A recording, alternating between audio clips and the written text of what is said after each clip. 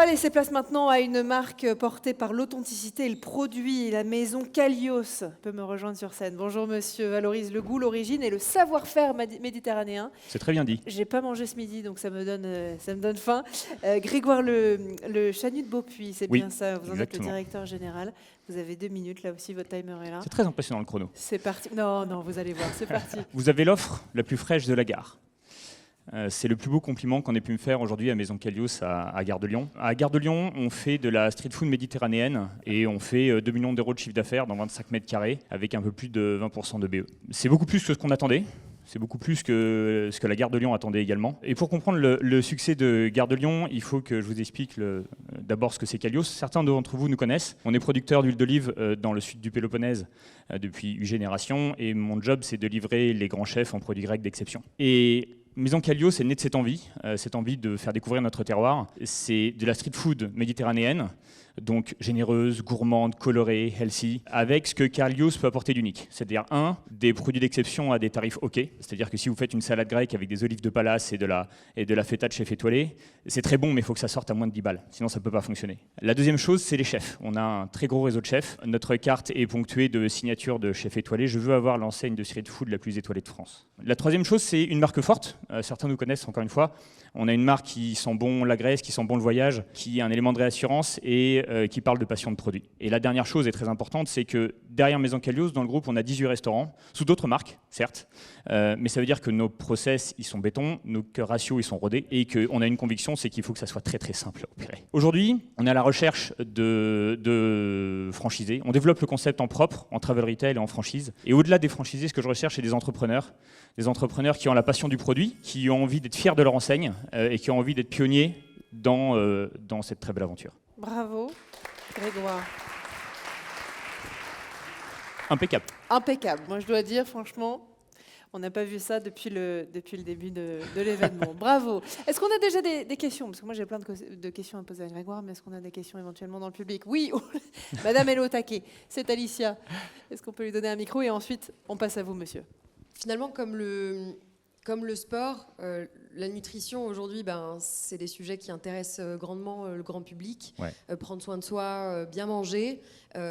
La street food, à proprement parler, comme on l'entend, on pense toujours que c'est effectivement de la malbouffe. Comment on fait justement pour casser un petit peu ces codes et comment on attire cette clientèle? J'imagine que ce soit au niveau de l'enseigne, au niveau de la pub, etc. pour dire en fait chez nous vous mangez bien. C'est hyper intéressant. Dans l'imaginaire collectif, la cuisine grecque, c'est des salades grecques, c'est des poissons grillés. Vous êtes pour la plupart déjà allés en Grèce, enfin j'espère pour vous. Dans l'imaginaire collectif, la cuisine grecque c'est healthy. La cuisine méditerranéenne au sens large, et dans notre offre qui comprend pita, plat traditionnel, salade méditerranéenne, notre meilleure vente, ça reste la salade grecque. Donc il y en a, si on a très faim et envie de se faire plaisir, on a ce qu'il faut, mais si on a envie de faire gaffe, ça nous arrive, on a aussi ce qu'il faut. Merci pour cette question intéressante. On va passer à monsieur à qui vous aviez donné le micro initialement. Merci beaucoup. Bonjour, merci pour le discours. Vous aviez dit, vous aviez combien de points de vente? Alors aujourd'hui, Maison Kalios, on n'a qu'un seul. Ok, d'accord. On n'a qu'un seul. Si on se reparle le mois prochain, j'en aurai plus. Je l'espère. Mais aujourd'hui, j'en ai qu'un seul à Gare de Lyon. D'accord. Et en termes d'implantation de type, parce que là, vous êtes en pleine gare, ouais. J'imagine que c'est surtout un flux potentiellement tout au long de la journée, pas trop en soirée. Oui, le Gare de Lyon, c'est un joli proof of concept sur le travel retail. C'est absolument pas 2 millions dans 25 mètres carrés, je vous le souhaite, n'importe où en France. Dans la vraie vie, ça n'existe pas. Ça s'appelle le hall 2 de la Gare de Lyon. Les projets qu'on a aujourd'hui en développement et les emplacements qu'on va ouvrir tournent entre 40 et 80 mètres carrés, avec des capex d'environ 200 300 000 euros. Ça dépend de la taille du fonds, le prix du fonds, pardon, dans l'ensemble. Okay. Il faut un gros flux piéton, j'imagine. Il faut un gros flux piéton à midi. Le soir, pas besoin. Okay. Mais il faut que ça tourne aussi le week-end. Et l'avantage, c'est qu'on a des emplacements qui sont sans extraction. Donc, vous n'êtes pas obligé d'avoir des fonds qui sont des fonds de restauration. Et en fait, le mieux, c'est la boutique Jonac, dans la meilleure emplacement de la rue commerçante du Bled. Ça, c'est ce qu'on préfère. La cuisine est assemblée sur place. On est sans extraction, mais quand, par exemple, dans l'hôpital, on met du poulet basse température, il est apporté tel quel. Et par contre, je reprends l'exemple de la salade grecque, mais une bonne tomate, il faut qu'elle soit coupée le matin, sinon ça n'a aucun intérêt. Donc il y a de l'assemblage, il y a de la découpe, mais il n'y a pas de cuisson. Est-ce qu'on a éventuellement une autre question? Alors moi j'en ai, combien d'ouvertures vous prévoyez là dans les prochains mois? Cette année, je prévois d'en ouvrir 3. L'année prochaine, 6 et 6 et 6. je veux avoir le temps de bien faire les choses. Quand je disais que j'avais besoin d'entrepreneurs, je veux que le concept grandisse avec nos premiers franchisés. Je veux qu'on ait le temps de bien faire les choses, de se parler. J'ai besoin de votre expérience aussi. Moi, je débute dans le monde merveilleux de la franchise, que je trouve assez cool parce que les rencontres sont géniales. Mais j'ai besoin de ce ping-pong, j'ai besoin de cet échange et je ne pense pas pouvoir être capable de le faire si on est plus que 3 la première année. Ouais. Une dernière question peut-être, formation, accompagnement, comment vous les accompagnez? On s'est staffé peut-être un peu tôt. J'ai un directeur de réseau qui tourne en cage avec son seul emplacement aujourd'hui. Les process sont rodés, ils sont bien écrits. On a prévu ça. Encore une fois, le concept ne fait qu'évoluer. Merci beaucoup. Comment on réagit là aussi en période de tension, si on a un nouveau petit Covid, un nouveau... Je travaille avec 2500 restaurants en France. C'est-à-dire que les tensions sur la restauration, je les connais bien, je connais très bien les restaurateurs. Ils ont toujours su rebondir. Ce sont des métiers en tension aussi. C'est compliqué. Ouais. C'est compliqué. Mais on est arrivé à s'en sortir. En fait, aujourd'hui, la restauration, c'est pas en 2 parties. Ceux qui arrivent à vendre cher et ceux qui doivent vendre des salades grecques à 10 €. Et les autres, entre les deux, qui essayent de vendre des plats à 42 €. Il faut être soit très talentueux, soit avoir des trésors lieux, soit les deux en même temps. mais c'est de plus en plus rare. Le rapport aussi entre vos clients fidèles et puis ceux qui viennent. Moi, je suis une cliente fidèle. Merci, c'est gentil. J'aime beaucoup parce que je passe ma vie à Gare de Lyon, ce qui n'est pas le plus sympa. Mais heureusement, on a Maison Kalios.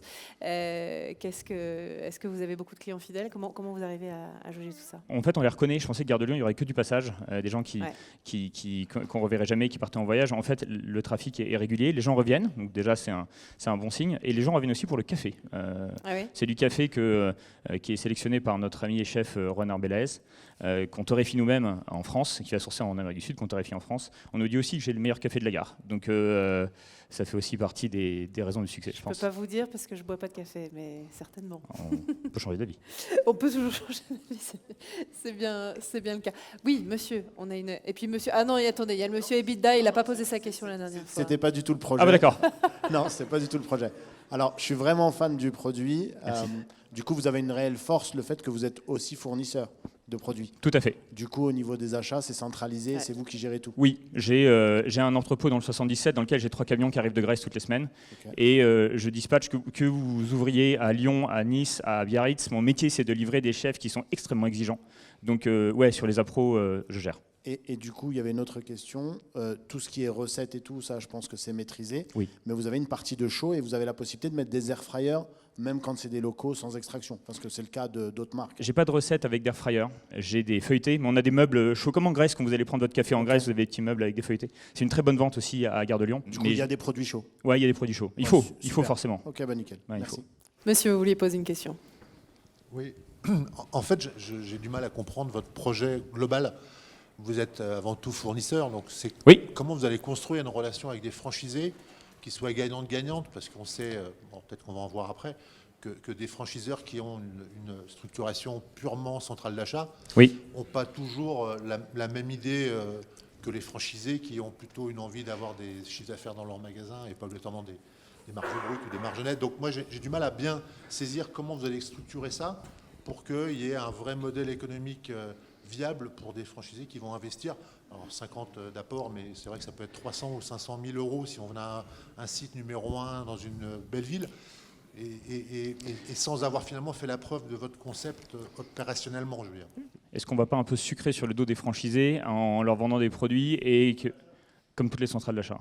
Aujourd'hui, Gare de Lyon, je le considère comme un franchisé. C'est-à-dire qu'aujourd'hui, moi, j'ai ma entreprise de distribution qui vend à Gare de Lyon au prix où mes franchisés achèteront les produits.